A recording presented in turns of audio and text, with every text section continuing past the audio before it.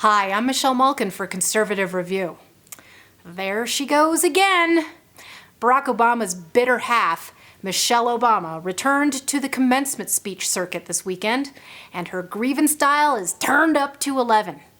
Last year, Mrs. Obama used her graduation address at Tuskegee University to complain about Fox News, Rush Limbaugh, and yes, me and my book, Culture of Corruption.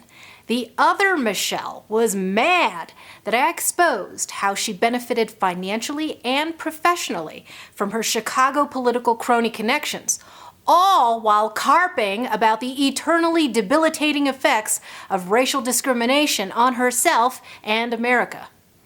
Apparently, Mrs. O has not moved on.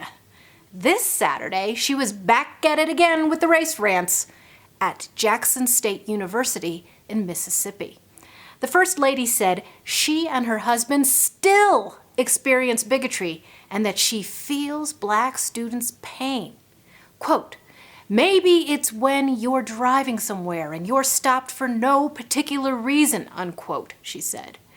"Maybe it's when the store you enter into, folks seem to keep an extra close eye on you as you shop," she griped.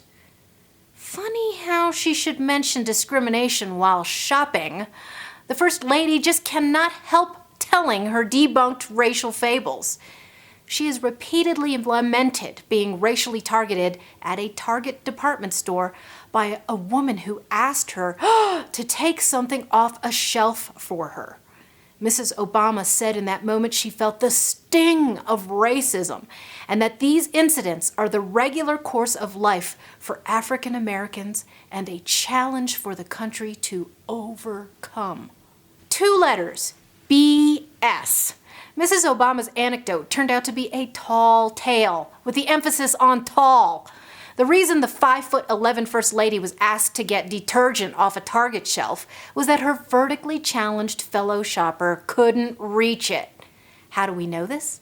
Because Mrs. Obama said so herself in a radically different version of the Target story that she told David Letterman years ago.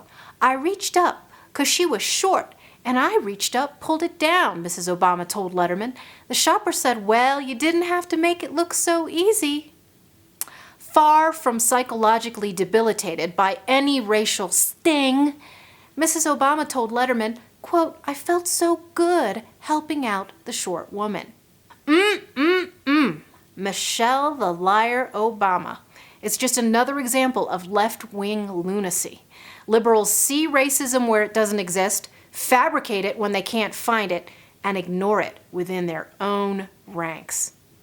I give Michelle Obama's commencement message a big, fat, phony F.